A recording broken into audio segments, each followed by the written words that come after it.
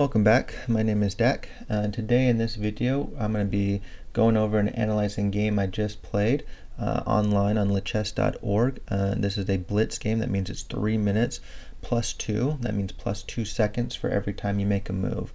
I played against someone named Wagner Campos. They were 1290 in blitz. Looks like they joined 7 years ago and I played 70,000 games. Whereas me, I joined 3 months ago and I played 700 games.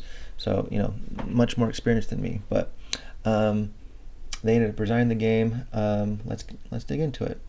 All right, we'll do the analysis bar.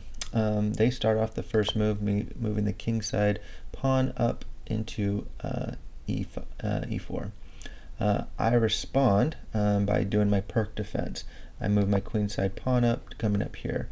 They respond, gaining control of the center.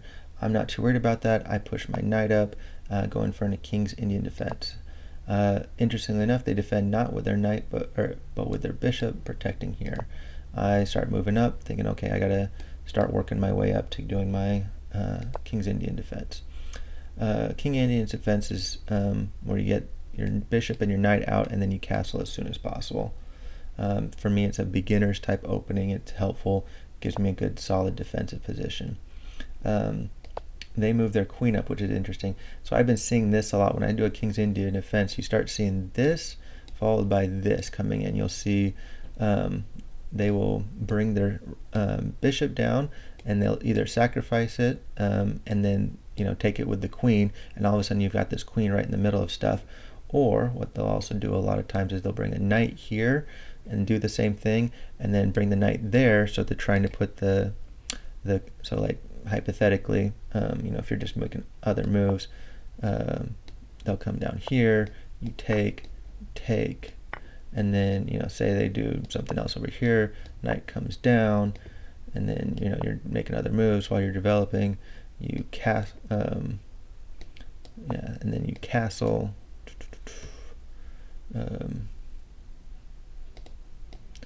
Castle over here, and then boom, it's like they try and checkmate you, but that's not what happened in my game. Instead, they do push down. I ignore it. I go ahead. They bring their queen down. I go ahead and castle ahead of time. I castle now. This is the point they're going to do it. I know this is coming. I expect it. I've seen it a bunch of times. Instead of taking here, I ignore it. Just keep developing. So I bring my knight out. What this does is it puts pressure here, and it's also, if their queen were to come take it again, I could take the queen. So they take, but I mean this, now occupied. All right, so they bring their knight out. I bring my knight out. They bring another knight out. So we're developing. I'm trying to create some room here. I'm thinking I'm going to try and go up this way at some point. They castle queen side, so they do a long side castle. And again, we've not spent a lot of time. I'm still nearly at 3 minutes, 2:34. So we're playing all these pretty quick. Now, boom, the computer is jumping out to me. Hey, look, there's a fork. You move. If your knight goes here, all of a sudden putting pressure here and here. That was a terrible move for white to play. I did not see that though. I should have, and I should have played it sooner, but I didn't see it. So instead, I moved my pawn up. Not the best play, and giving obviously white. So I went from, plus 1.5 advantage to losing. So that was a poor move on my part. Went down 2 points according to the computer.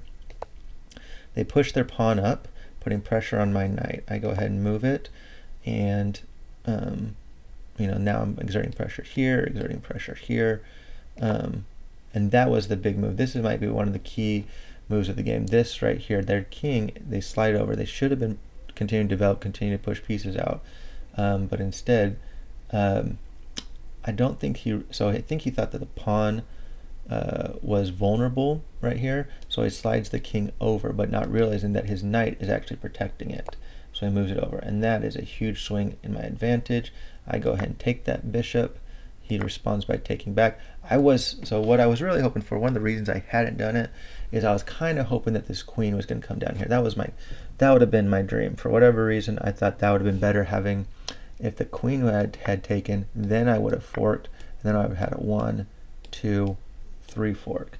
And not that it makes that much of a difference, because it's like, oh, come over here, and I'm still in the same position I was. But I don't know, I like the idea of having a queen in the fork. But I take, the takes, and then I see the fork, and so that's what I do. And I'm like, all right, we'll do it now. I got two rooks I can potentially take. He moves his knight out of the way, putting pressure on it, so I can't just leave my knight, but I can pick either one I want. So I decide on this one. Probably should have gone the other way, but I don't know, I just like the idea of it. I also wanted to get potentially the queen moving back, but he takes with his knight. All right, so now at this point, I'm up 3 points. I'm up a whole piece. We're still 2.5, so we've been playing pretty quick. We're 15 moves in, but all my other pieces are on the back row. I don't actually have any development. So I'm like, oh, I better get some development going on. So I throw my bishop up here, putting pressure on this knight and just, trying to occupy some space. This was a little bit of a weird move in my opinion. Push with the pawn down. Didn't come here to kick my bishop, but just went all the way. Gonna try and put some, I see this a lot. You're seeing pawns get, pushed, being protected by this rook. It leads to some interesting play. I'm like, you know what? I'm up. So as Gotham Chess teaches us, when you're up, simplify the position, especially when you're playing, 12, 1300s, simplify the position. I traded my bishop for the knight. I'm going to move my queen up, get in position. My idea is to get in here and start doing some damage. They push their pawn forward. Okay, so I see this a lot. Yeah, they're going to put pressure here. And the thing is, if you take here, they can come take, and now they've got another piece advanced for an even trade. And all of a sudden the king becomes exposed. I come up here. Not the best move, but I'm still ahead at this point. And I'm like, okay, I got pressure here, I got pressure here. I'm maybe thinking something over here, could go this way. Like there's a lot of good possibilities, and I'm not under any current pressure. They go ahead and they check my king. Now I can't take it, and I don't want to move out because I think all of a sudden I could get some check. I could be forced into a queen trade. So I move back. I move my king back. But now I'm a little worried now all of a sudden, because it's like this square is going to be gone, and this king doesn't have a lot of room to maneuver. They move their knight back out of position, protecting it, but that just means I have a free pawn. So I go ahead and take the free pawn, and now I'm up 4 points of material. And I'm starting to get some advantage on the clock. I've got 36 seconds of advantage on the clock. Now they move the knight even further. I think they're going to try and come down here, do some damage this way, coming around the board. So seeing that, I can't take this because it's being protected by the queen. And so I'm like, oh, I want to prevent this from happening, so I'm going to move this pawn up here, preventing the knight from coming here the way he wants to. And if you were to come here and go this way, this is protecting as well. So it just really stops the knight in his tracks. So then it comes up, my opponent comes over with this this way. I'm like, oh, okay, so now this pawn is unprotected. That's interesting. So let's go put some pressure on it. I put pressure here, and again, this queen isn't worrying me because it's still in this file right here. He responds, brings his rook back. All right, protecting this pawn. So then I'm like, all right, I'll push my pawn and try and get my rooks involved. I'm happy to do a trade because then I get my rook developed and in an open file where it can do some more damage. And this, I think, the game hinges on the next couple moves. I've definitely got an advantage, but I had spent some time here in a moment thinking, okay, comes in, he puts pressure with his knight on my queen, and it's like, oh, this whole row's gone. I can't move up in here. So I do what the computer tells me to, move right here. I'm putting pressure in these directions. I'm still threatening something close there. Yeah, the best move would be to bring the rook over. But instead, he's seeing this hanging pawn. And so this is my chance. This is the game right here. I think I spent some time. So between 51 seconds, I know this is hanging, but I'm like, okay, I can double up my rooks and start putting pressure on this way. So I spent 10 seconds thinking about it, and now I've doubled up my rooks. And my thought process is, if he comes here and takes me, trying to come to a checkmate, I can come up here, put him in check, force a rook trade, and have him in check again, and then he's forced to maybe bring his queen back, and I can checkmate him that way. Or he gets his king out in the open. So that's what happens. He does it.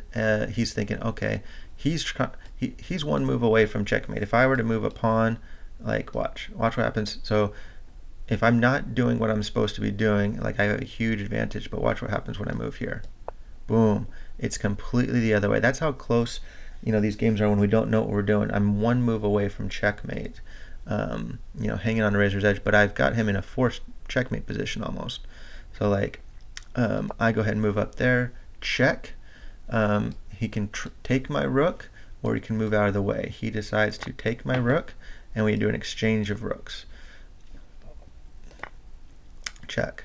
Now again, I am hanging on edge. So if he moves here, which he does, if I move there, boom, checkmate. He is, so I got to be careful. I am one move away from checkmate. So check there. He moves out of the way. Now, before, what I should have probably done at some point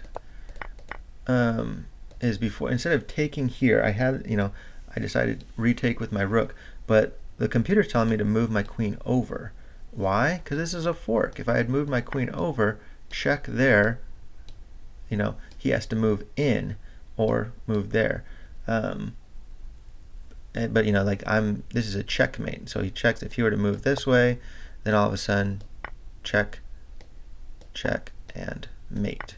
So like I had some potential checkmates that I wasn't seeing either. Again, my inexperience. So check. He moves forward up out of the way, but then I see what turned out to be the last play of the game. It doesn't matter. I could go with my rook. I could go with my queen. Either one would have been protected. It'll put pressure on the king, make it move out of the way, and then this queen is going to be exposed. I chose to use my rook. King gets out of the way, and then I go ahead and go in for checkmate, or take the queen.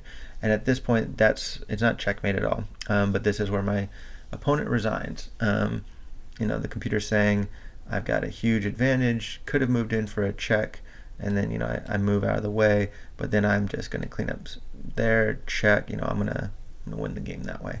But my opponent resigned, and that's how I won the game. But could have went pretty fast, I think. Went well. There was a couple moves, and the whole time just being one move away from checkmate had to be.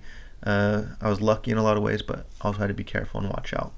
Alright, if you watched it this long, thanks for watching. Feel free to tell me what your thoughts are on the game, what I should be doing differently, any recommendations for me. Alright, take care. Bye.